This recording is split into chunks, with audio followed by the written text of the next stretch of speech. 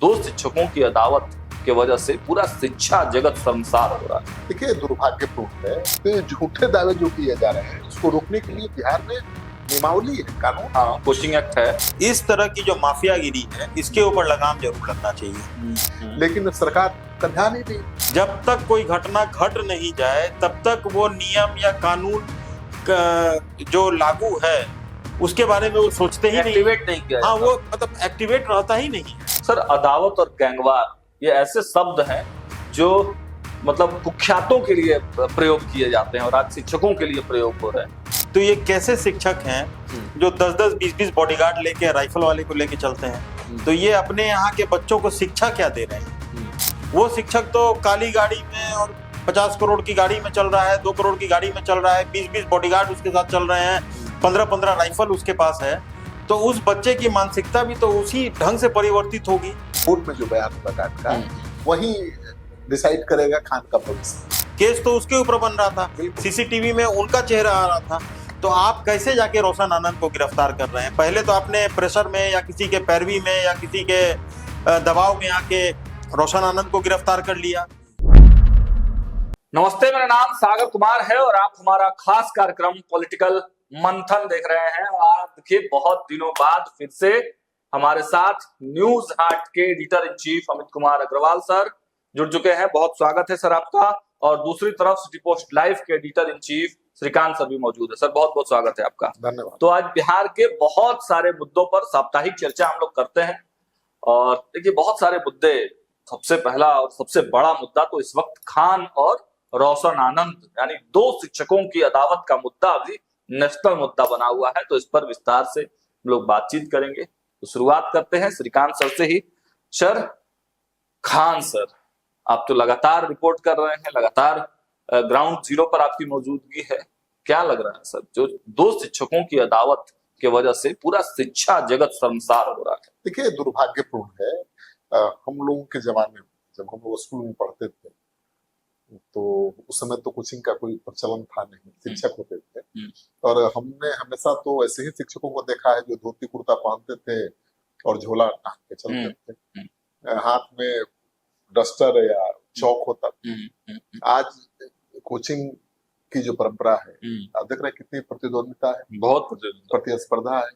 और कोचिंग अब गैंग्स के रूप में, गैंग्स ऑफ कोचिंग कह सकते हैं, क्योंकि कोचिंग इतने बड़े हो गए, 15,000 करोड़ का मार्केट।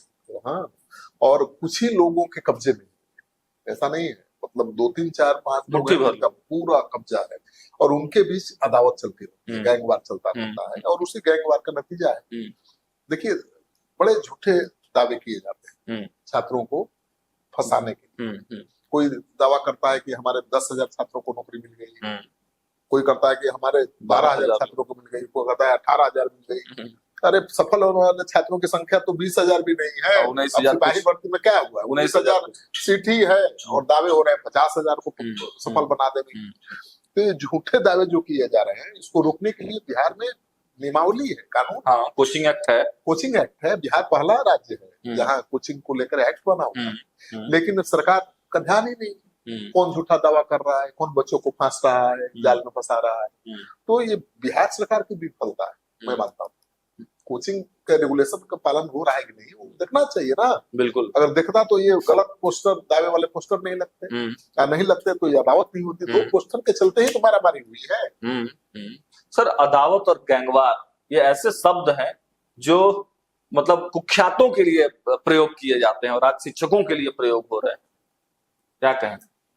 अब सागर जी, अगर कोचिंग इंस्टीट्यूट को देख लें या जो 2-4 टीचर, किसी का नाम लेना उचित नहीं है, जो तो अभी आप मीडिया में देख रहे हो कितना चल रहा है, पहले भी इस तरह की घटना काफी घटी है।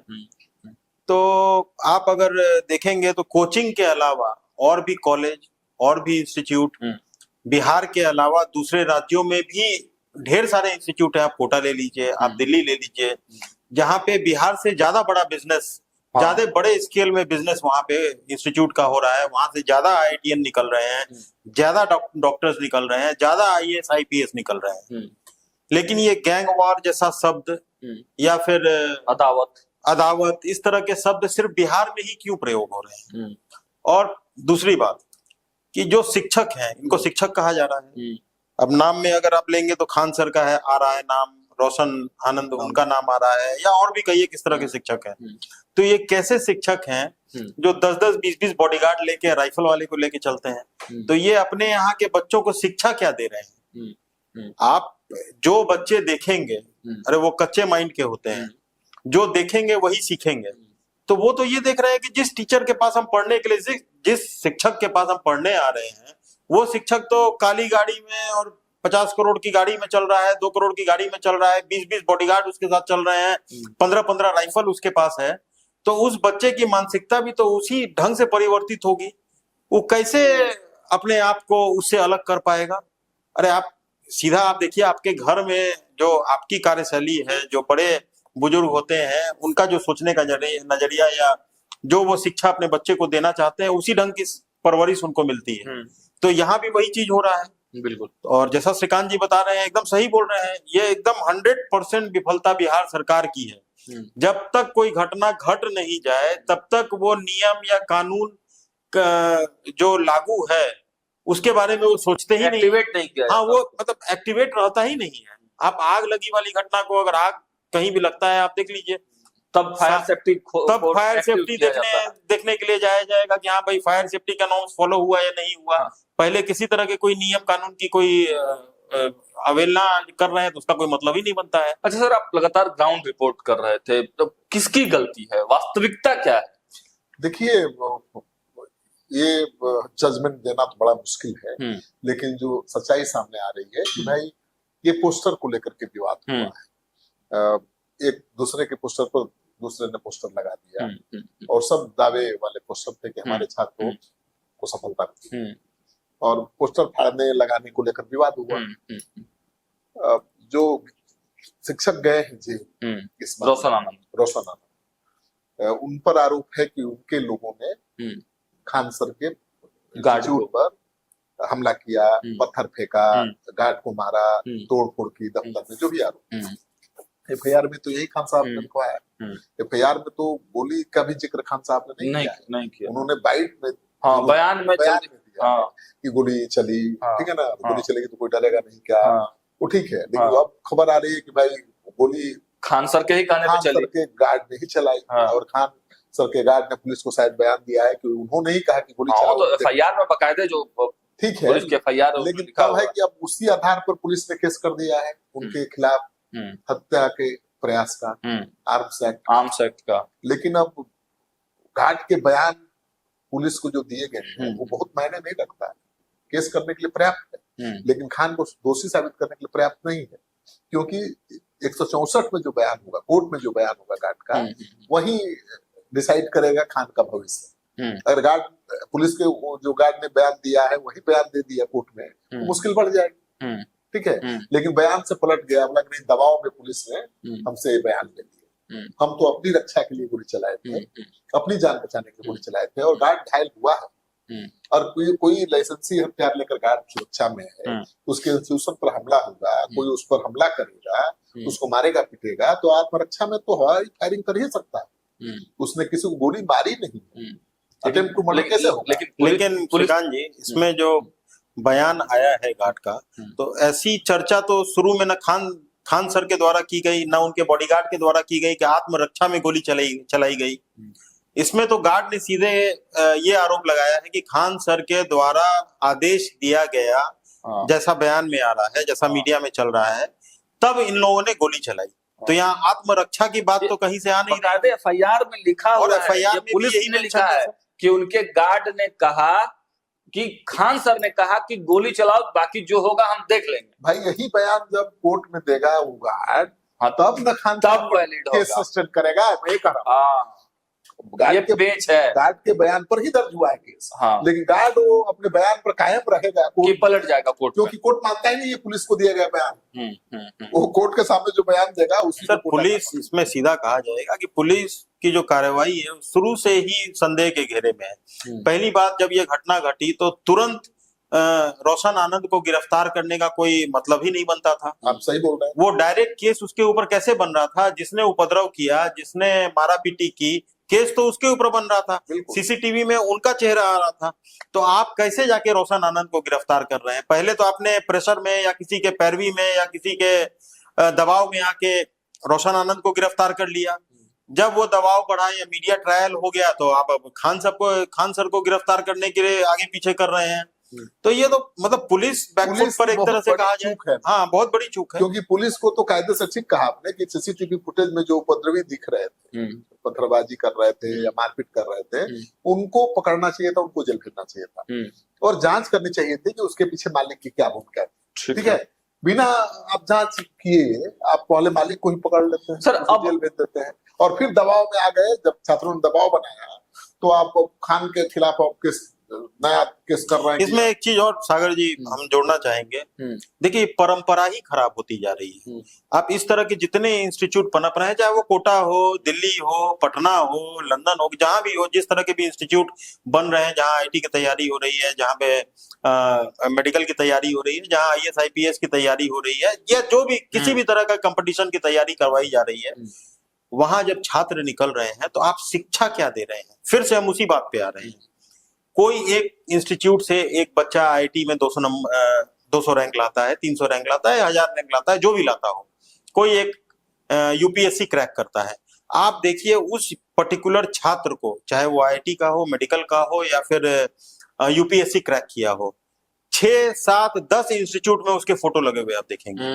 कारण उस छात्र को खरीद लिया जाता है इंस्टीट्यूट के द्वारा, बड़े इंस्टीट्यूट के द्वारा, बड़े छोटे जो आप समझ लीजिए, उस छात्र को, उसके छात्र के परिवार को पैसा दिया जाता है, पैसे की लालच दी जाती है कि भाई तुम हमारे यहाँ ये क्रैश कोर्स का फॉर्म भर दो, तुम दिखा दो कि 3 महीना का कोर्स हमारे यहाँ कर रखे हो, तुमको हम 10 लाख दिए या जो भी एक्स अमाउंट दिए और तुम्हारा नाम हम छाप सकेंगे। एक यहाँ छाप रहा है। अब एक चीज बताइए, जो यूपीएससी क्रैक किया हुआ बच्चा है, जिसने यूपीएससी क्रैक किया, वो सेवा करने के लिए जा रहा है, उसको शपथ दिलाया जाता है। जब ये यूपीएससी करेगा, वो कहीं ज्वाइन करेगा तो उसको शपथ दिलाया जाएगा कि भाई आप सत्य निष्ठा से काम करेंगे। वो कैसे सत्य निष्ठा से काम कर सकता है? जो आदमी क्रैक करते के साथ जिस दिन यूपीएससी क्लियर हुआ, उस दिन वो बेईमानी करके 4 जगह जाके फॉर्म भर के पैसा उठा के और अपने आप को इनरोल करता हुआ दिखा रहा है 4 इंस्टीट्यूट में, तो बेईमानी तो वहीं से पनपना शुरू हो गया। सबसे बड़ी बात यह है। तो आप कैसे ये मान सकते हैं कि आगे डीएम और एसपी बन के वो ईमानदार हो सकता है? कोचिंग एक्ट में तो इसका प्रावधान कहीं ना कहीं जरूर होगा सर, इसको आपने बिल्कुल देखा है। कोचिंग एक्ट के अनुसार कोई भी झूठा दावा नहीं कर सकता, अगर करता है तो उसके खिलाफ कार्रवाई। सर ये झूठा नहीं हो पाता है ना, हम जैसे बहुत नजदीकी से देख रखे हैं इसलिए बता रहे हैं कि आप झूठा नहीं प्रूफ कर पाए। प्रूफ कैसे करेंगे? तो इसके बच्चे को ही खरीद लिया लिए पूरा। इंस्टीट्यूट के द्वारा क्रैश कोर्स या किसी भी कोर्स के नाम पे उससे कंसेंट लिया जाता है कि हमने आपके यहाँ 3 महीना का कोर्स किया। सर फिर भी झूठा साबित किया जा सकता है। एक छात्र 5 जगह कैसे दिखा सकता है? एक समय पीरियड होना चाहिए। अब एक दिन पढ़ के कोई इंस्टीट्यूट में थोड़े क्रेडिट दे देगा कि हम आपके 6 महीना यहाँ दिखा दिया, 6 महीना उस कोचिंग में, इस तरीके का नहीं, ऐसे नहीं होता है। जहाँ आखिरी 6 महीना पढ़ा हो उसी इंस्टीट्यूट का वो लड़का होगा। अब 5 इंस्टीट्यूट में पढ़ा है तो 5 इंस्टीट्यूट दिखा देंगे मेरा छात्र है। ये फ्रॉड। सर नियमावली जो है उसमें ही लैकुना होगा। हाँ, नहीं, सरकार को फुर्सत ही नहीं है कि वो नियमावली का पालन करे। हाँ, फुर्सत ही नहीं है। जो बड़ा सवाल लगाना है लगा दीजिए। सबसे बड़ा सवाल तो यही है। जैसे कोई भी आदमी अगर यूपीएससी, चलिए हम आईआईटी को साइड कर देते हैं, मेडिकल को साइड कर देते हैं, उनका बहुत ज्यादा लेना देना एडमिनिस्ट्रेशन से, सरकार से नहीं है। वो किसी निजी अस्पताल में डॉक्टर हो सकते हैं, निजी प्रैक्टिस कर सकते हैं, आईआईटीएन है तो कहीं जाके इंजीनियरिंग करेगा या कुछ करेगा सर। लेकिन जो यूपीएससी क्रैक कर रहा है उसको तो सरकार में आना है, उसको कानून का पालन करना है, कानून का पालन करवाना है।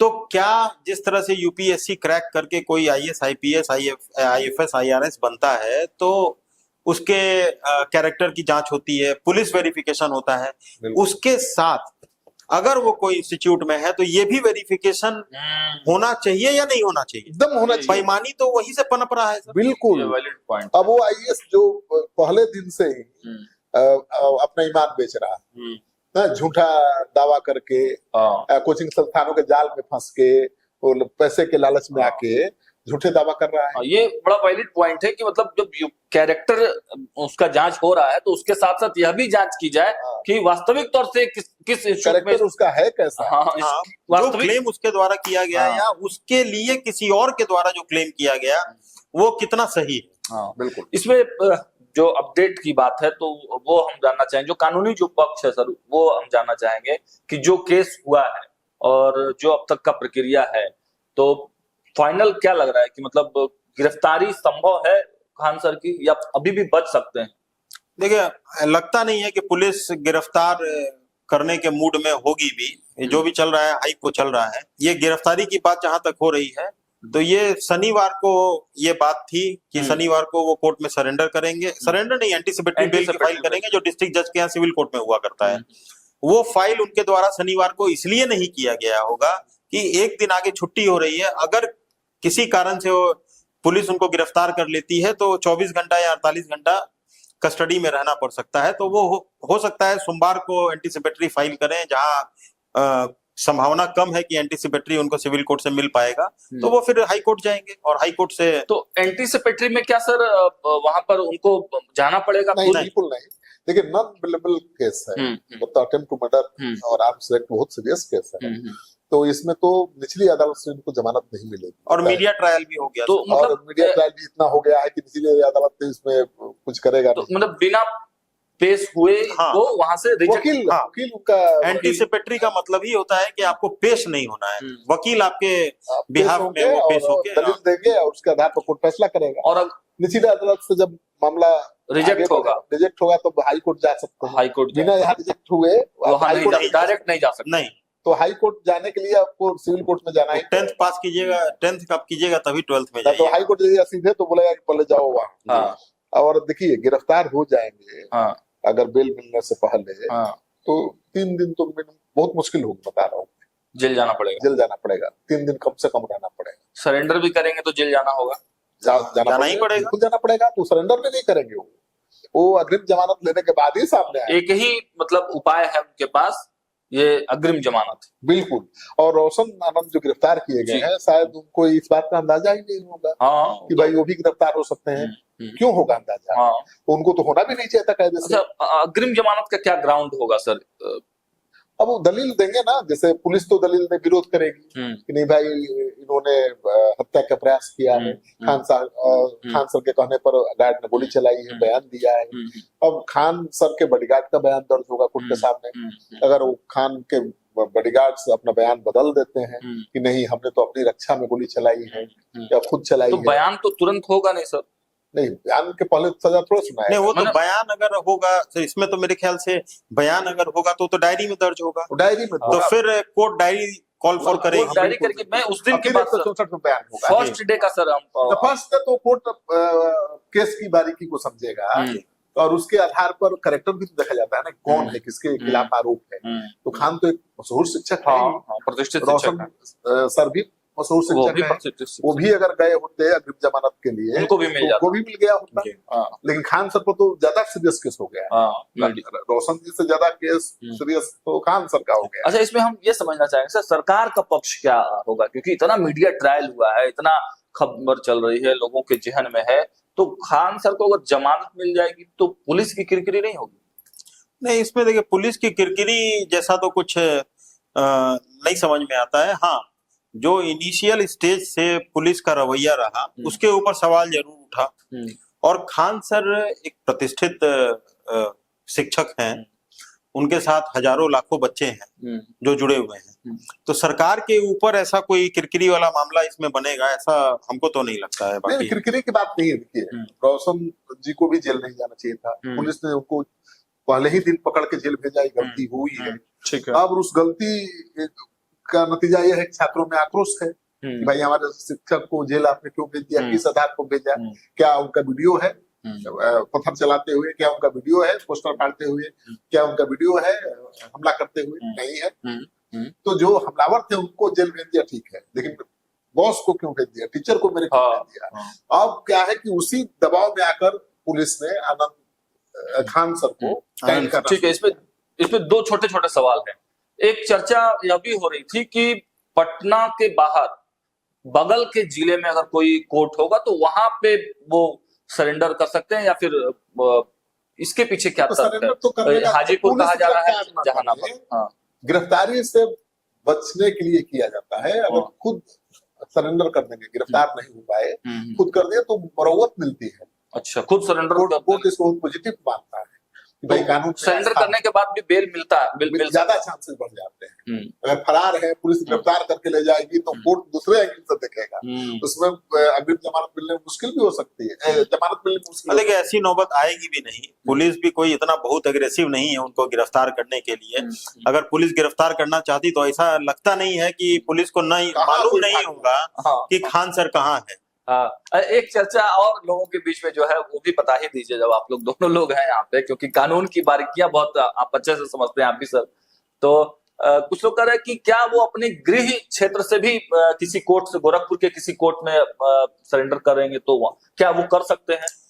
देखिए इतना बहुत ज्यादा जानकारी तो नहीं है इस ढंग का, लेकिन मेरे ख्याल से स्टेट से बाहर सरेंडर वो नहीं, ऐसा एक वो कर सकते हैं। नहीं, एक याद आ रहा है सर कि अनंत सिंह या किन्हीं के द्वारा दिल्ली में सरेंडर किया गया था। कर सकते हैं। हाँ वो राउत कर एवेन्यू सकते हैं। गेट में हाँ किया। दिल्ली कर में सकते सरेंडर हैं। किया था अनंत सिंह और पटना जी आए हाँ, थे। जी हाँ, जी हाँ, तो कर सकते हैं। ये भी कर सकते हैं, कोई जी। बड़ी बात नहीं है। लेकिन देखिए पहले तो कोशिश करेंगे कि अग्रिम जमानत, मिल जाए, क्योंकि सरेंडर करने के बाद तो पुलिस के हिरासत में आएंगे, मतलब वहां से ट्रांजिट रिमांड हाँ मिलेगी। लेकर पुलिस आएगी, जेल तो जाना पड़ेगा। जेल इसमें उस- एक और हम जोड़ना चाहेंगे सर, थोड़ा सा अलग हटके।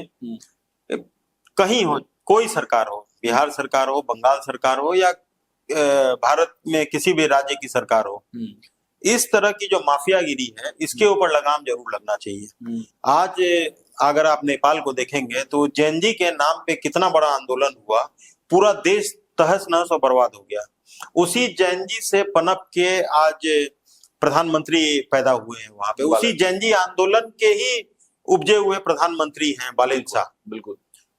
अब देखिए आप, जिस स्टूडेंट आंदोलन से बालेन शाह पैदा हुए, वो आने के बाद सबसे पहले उसी स्टूडेंट को आंदोलन करने के ऊपर सैंक्शन लगाए, जो उनके द्वारा एक नियम पारित किया गया जिसमें कोई भी स्टूडेंट आंदोलन 12th या कुछ ऐसा 10th या 12th तक कोई भी आंदोलन नहीं कर सकता है। ये उनके द्वारा सैंक्शन लगाया गया, क्योंकि उनको मालूम है कि किसी स्टूडेंट, अगर बच्चे आक्रोशित होते हैं तो उसका आंदोलन किस तर्ज तक जा सकता है। तो यहाँ पे इस टाइप के जितने भी इंस्टीट्यूट हैं, खासकर आप अगर देखेंगे तो पिछले 4-5 सालों में एक नहीं अनेक आंदोलन बिहार में हुए हैं जिसमें हर बार किसी न किसी शिक्षक के ऊपर उंगली उठी है। एक वो आर्मी का भी हुआ था, आपको अग्निवीर वाला भी आंदोलन आप देखिए, कितने ट्रेन जल गए, सब कुछ जल गया। तो इस तरह के आंदोलन में जितने शिक्षक पार्टिसिपेट करते हैं या बच्चों को उकसाते हैं, उसके ऊपर भी एक कानून बनना चाहिए कि इसका बच्चों के से नाजायज फायदा उठा के इस तरह के शिक्षक अपने आप को कोई बहुत बलशाली साबित करने का प्रयास न कर सके। है, आप छात्रों को बहका कर आप उनको सड़क पर नहीं उतार सकते, कानून पहले से है। लेकिन अब कब पुलिस उसका इस्तेमाल करती है, हाँ, ये देखना होगा कि वो कानून एक्टिवेट कब होता है। तो कुल मिलाकर कहिए तो इस पूरे मुद्दे की बारीकी हम लोगों ने समझा, और बिल्कुल गिरफ्तारी की तलवार तो लटक ही रही है खान सर पे, लेकिन देखना यह होगा कि अग्रिम जमानत के लिए खान सर कब सामने आते हैं।